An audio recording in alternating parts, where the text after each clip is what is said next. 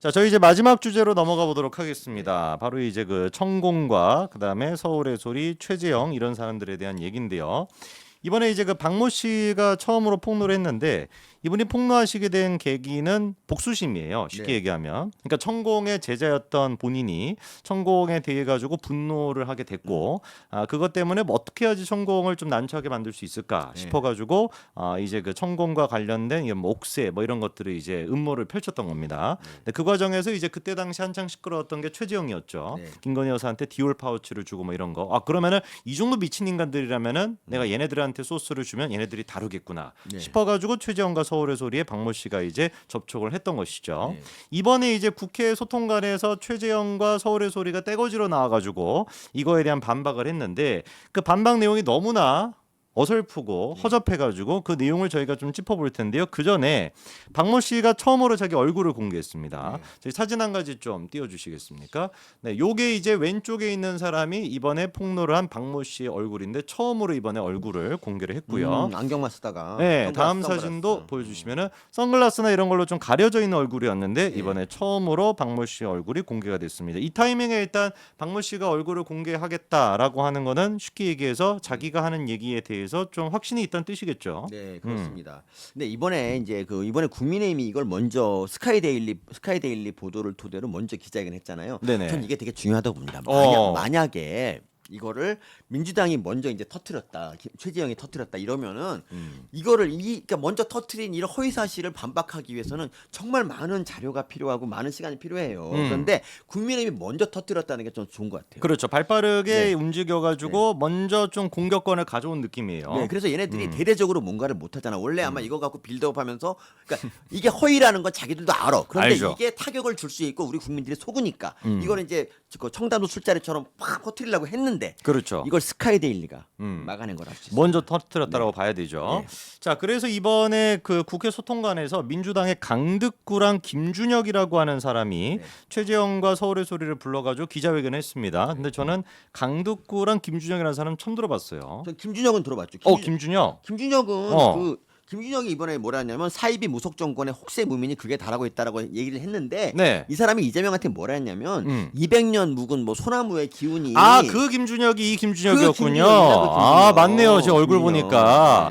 야, 역시나 걸을 타선이 없네요. 얘가 정조 네. 전문가고요. 정조 전문가. 그래서 이재명을 정조라고 했습니다. 집 앞에 네. 있는 그 나무가 무슨 네, 뭐 200 년, 200년이가 그 200년. 기운을 네. 받았던 그 김준혁이었군요. 선거 막판에 김준혁하고 무슨 양문석이 두 명이서 하드 캐리했던 하드 기억이 캐리했던 있는데 그런 그 김준혁이었군요. 네. 수원. 그래서 이제 강덕군은 일단 뭐라고 얘기하냐? 옥새를 전달했다라는 것부터 벌써 의구심이 든다라고 하는데 아니 옥새를 전달하는 거는 팩트가 맞아요. 네. 그래서 그때 최재형이가 옥새를 이렇게 신주따시 모시듯이 이렇게 사진까지 찍지 않았습니까? 네, 그렇죠. 그러니까 지가 지금 뭐 아무 내용도 잘 파악 못하고 지금 온 것 같은데 그러면서 하는 얘기가 천공의 제자라고 알려진 인물이며 서울의 소리에 수천만 원을 빌려달라고 하는 등 비상식적 행동을 일삼았던 사람이라고 또 인신공격을 하는데 지금 빠져있는 얘기는 그겁니다. 이 박모 씨에게 박모 씨가 이제 나 못하겠다라고 했을 때 서울의 소리가 차량까지 렌트해서 제공해주고 그리고 165만 원 가까이 되는 월급까지 줬다라는 사실 그거에 대해서는 지금 얘기를 못해요. 그러니까 이게 웃긴 게 뭐냐면 이 박모 씨가 천공이랑 같이 사진을 찍고 어쨌든 천공과 관련 있잖아요.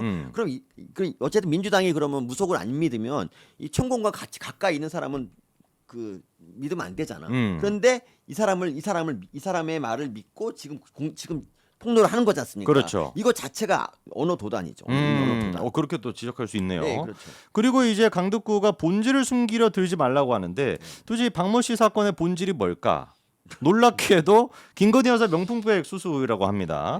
그러면서 이 세력들의 국정농단이다. 윤석열 대통령과 김건희 여사를 둘러싼 여러 의혹들에 대해서 낱낱이 밝히면 될 일이라고 하는데 그게 이거랑 무슨 상관이 있습니까? 그러니까 전혀 관계가 없으니까. 그러니까 원래 박 씨는 그냥 이 옥새를 가지고 한탕 네네. 하려고 사기꾼이 맞아요. 그런데 이 사기꾼을 이용하는 게 바로 민주당이죠. 그리고 뭐 범죄자 있잖아요. 범죄자도 막 뭐 모해사주라고 한명숙 뭐 구명운동 하는데 범죄자도 이용하고 막 그렇지 않습니까? 제보자 X도 채널A 사건을 이용하고 얘네들은 주로 이용하는 애들이 사기꾼과 제보자들, 그러니까 사기꾼과 범죄자들 그리고 최재형 같은 북한 간첩, 조작원 이런 인간들을 이용해서 현 정부를 지금 넘어뜨리려고 하고 있는 거예요. 그러니까 사실상 북한 간첩이라고 최재형은 보시는. 보니까 문재인 민경 대표님 말이면 뭐 완전히 간첩이 맞고 북한 공작원 중에서 너무 높은 민경 하는 대표님이 행동이 그렇죠. 자기 자신보다 높은 급이라고 했으면 거의 인간이 아닌 거예요, 그거는. 그러니까 인간은 아닐 수 있죠. 그러니까 우리 국민들이 그러니까 최재형 말 듣고 뭐 이렇게 막 뭐 우하지 말고 우리 정신을 바짝 차려야 돼. 지금 우리나라가 지금 위기야, 위기.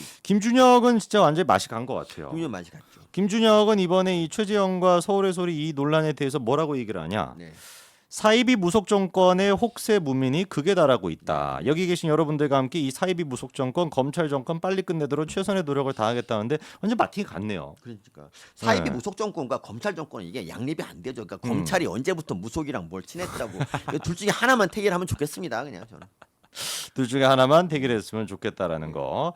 자, 그러면서 이번에 녹취록이 공개가 된 거를 또 보니까 사실상 서울의 소리가 그거는 맞는 것 같아요. 이 옥새가 가짜다라는 걸 인지하고 있었던 것 같습니다. 그럼 당연히죠. 네, 이거는 누가 봐도 태무에서 산 짝퉁이기 때문에. 그래서 네. 고등학생이 봐도 이게 누가 속아 안 속아 이런 거는 그렇죠. 그러니까 이거를 가짜라는 걸 알고 있었다가 중요한 게 아니라 가짜라는 걸 알았는데도 불구하고 계속해가지고 뭔가 탄핵 시나리오를 쓰려고 했다라는 게 문제인 거죠. 그러니까 제보 사주랑 똑같다니까. 청담도 그렇죠. 술자랑 똑같고 다 똑같아요. 그러니까 거짓말을 한 다음에 이걸 빌미로 빌드업을 하는 거. 그렇죠. 이게 요새 민주당 전략이에요.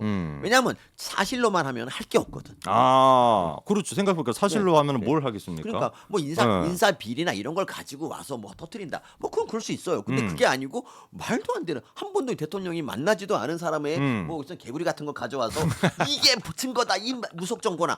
이걸 어떻게 이걸 믿냐고. 그러니까요. 최정희가 이번에 기자회견에서 이렇게 얘기합니다. 박모 씨의 제보 내용이 100가지도 넘는데 거기에 특별 취재를 해야 되기 때문에 한 달 반 이상이 소비가 됐다라고 하는데 이것도 좀 제가 믿을 수가 없는 게 처음 만나고 난 뒤에 한 달 반 동안 믿을 수가 없었다라고 한다면 왜 동거를 합니까?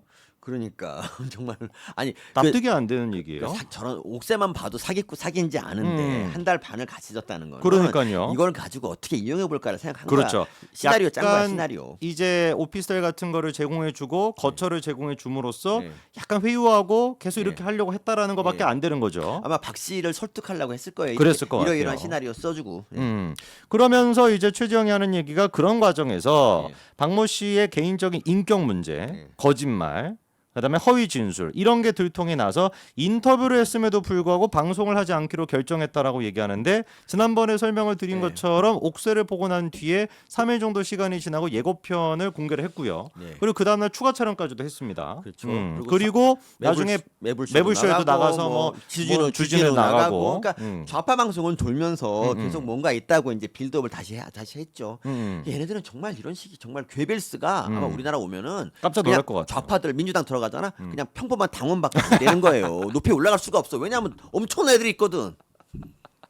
야, 오늘 또 기가 막힌 비유로 마무리가 되네요. 괴벨스조차도 민주당에 가면 일반 당원밖에 안 된다. 그렇습니다. 권리당원이 안 될 수도 있어요. 안 될 수도 있습니다.